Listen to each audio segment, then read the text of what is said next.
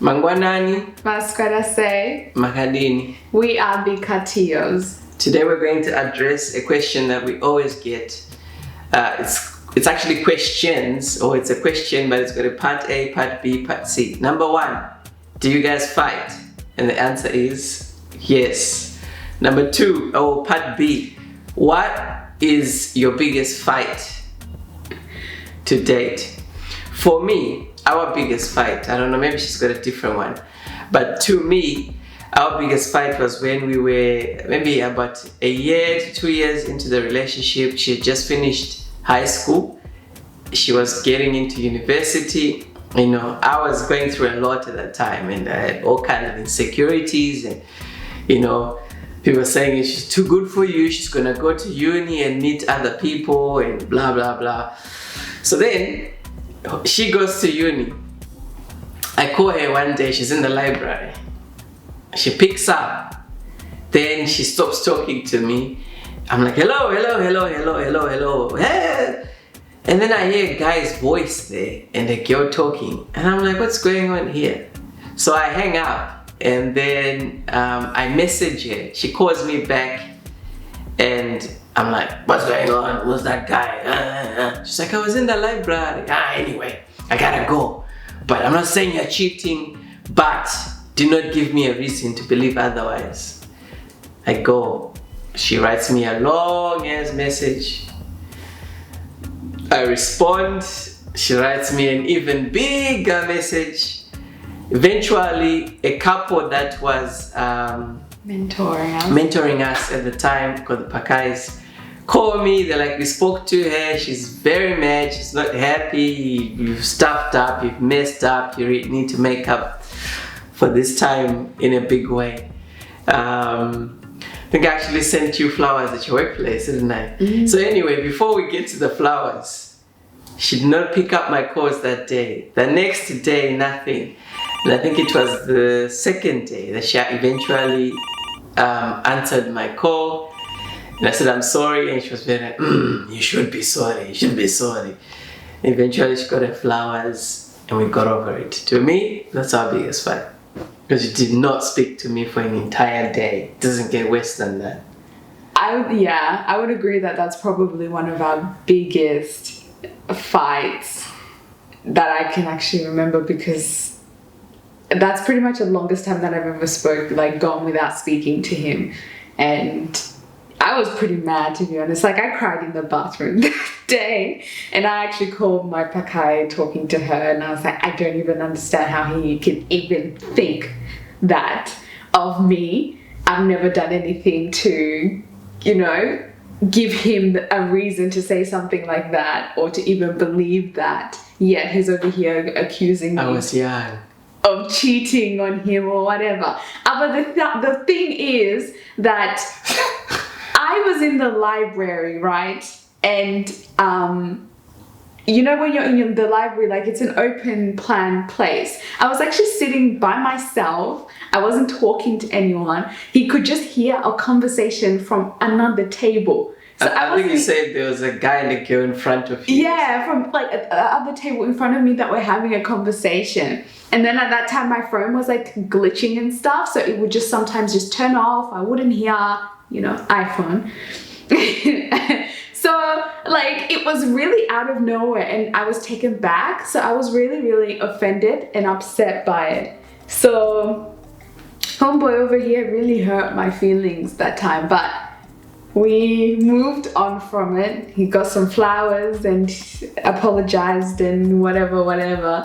So yeah, we got over it. Part C. When you fight, how do you resolve your fights? When we fight, how do we resolve our fights? I would say when we fight, there's a few ways that we resolve our fights. The main one is, you know, we're 2 people in the house. It's just us 2. So there's only so much you can ignore. Mate, you're quoting me. No? How? I always say, if you ignore me, who am I gonna talk to? That's what I always says when I'm not talking to him, when I'm giving him the silent treatment, or when we're just being hostile to each other and I'm not speaking to him, and he's speaking to me, but I'm just giving him very cold, Shocking. hostile Shocking. responses. He always says to me, if you're not going to talk to me, who am I going to speak to? Then he proceeds to say, if you don't want to talk to me, give me children so I can speak to the children when you're mad at me. So one thing I know Farai loves to do is crack jokes. He loves to crack jokes, as we know. But the other thing is that we like to sit down and flesh it out, have deep and meaningful conversations, and you know, sometimes it will be the other person pulls the other person aside.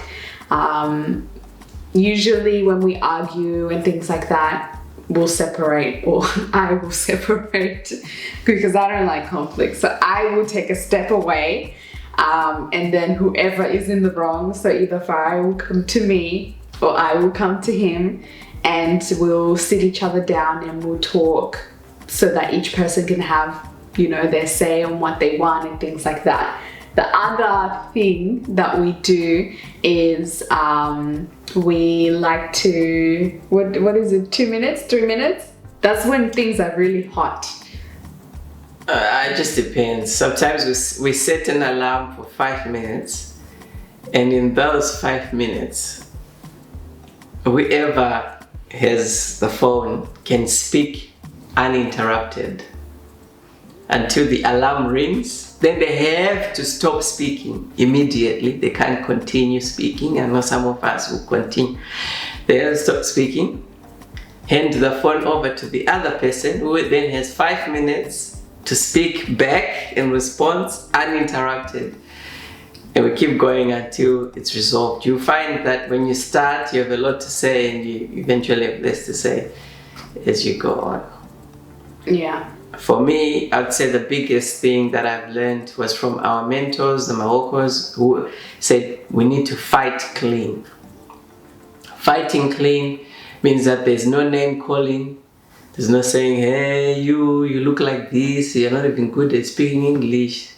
Hey, your mother, your father, hey, your brother did this, hey, your sisters, your whole bloodline. None of that. When you're fighting, you talk about what happened and only that.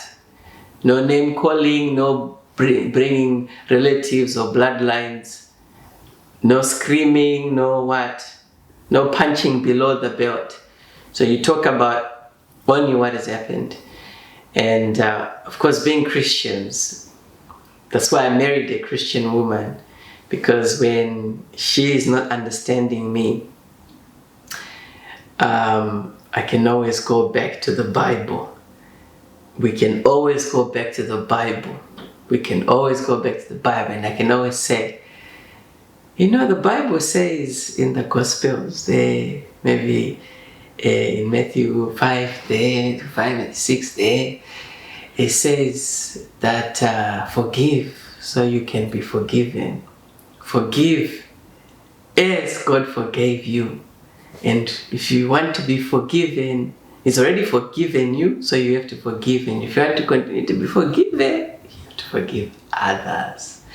Do not let the sun go down in anger. Let's go back to the Bible. And like in the example of the biggest fights, we also have mentors. If we have failed, on our own, that's when mentors step in and say, Farai, you are wrong. And what they say goes, or Tatenda, you are wrong.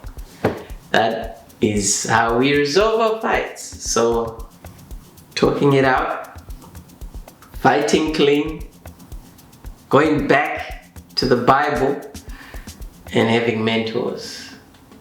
Of which I think the longer we've been together, the less we've gone to mentors. Yeah. I can't remember the last time you called them about a fight. I really can't remember.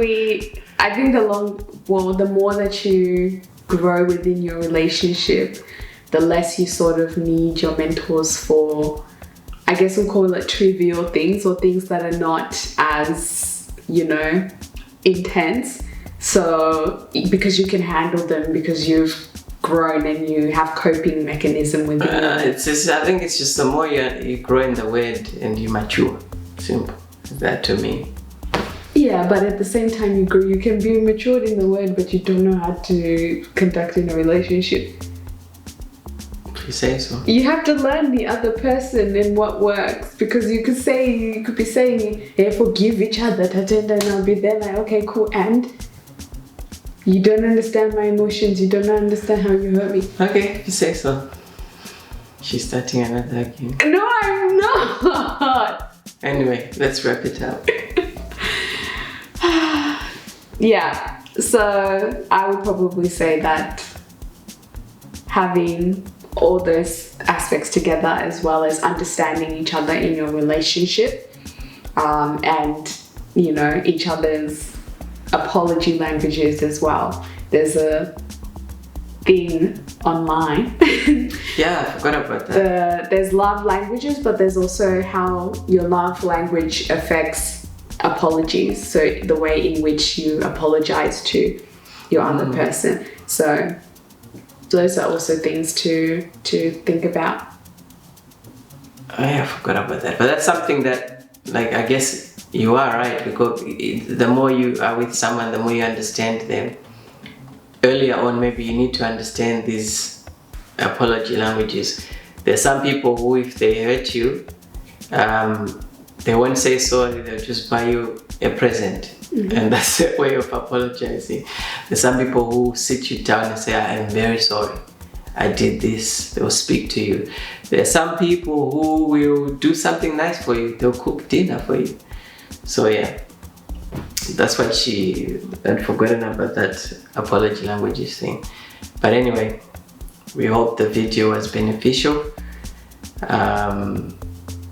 Again, we're still in lockdown, so my hair looks a bit weird. Yeah, that's why we have not been able to vlog as much as we used to. Yeah.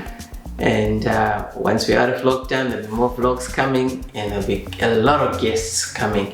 So stay tuned. God bless you guys, and take care. Bye.